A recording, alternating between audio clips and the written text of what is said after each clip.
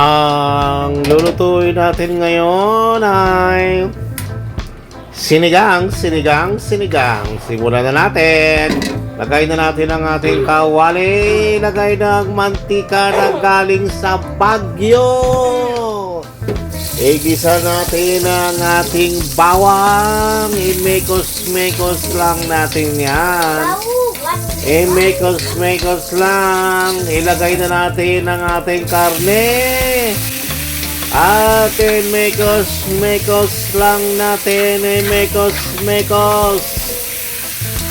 Mekos lang. Lagay na natin ang ating sibuyas, ang ating kamatis, at ating i-mekos lang natin. Mekos lang. Lagay na natin ang tubig. Maraming tubig at ating takpan, pakuluin at palambutin ang karne. Makaraan ng ilang araw, kumulo na. Atin munang pipigain ang kamatis para kumalat ang katas. At i-mekos. Ilagay natin ang ating tanglad. Lagyan ng pampasarap MSG. At lagyan natin ng crack. Na Lawrence patis. hindi. At ilagay na natin ang ating patis. At ating i-mekos lang. At ating takpan, pakuluin. Makaraan ng ilang araw. Hoy, tanggalin na natin ang ating tanglad.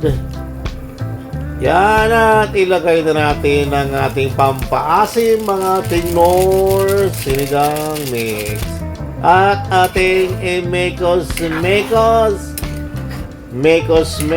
lang natin yan. At ating ilagay ang ating mga gulay, okra, talong, at ating siling, sigang. At ating i-mekos. Ating takpan, pakuloy ng konti. Pag kumulo na, yoy, lagay na natin ang ating pechay. Pechay na lang ilagay.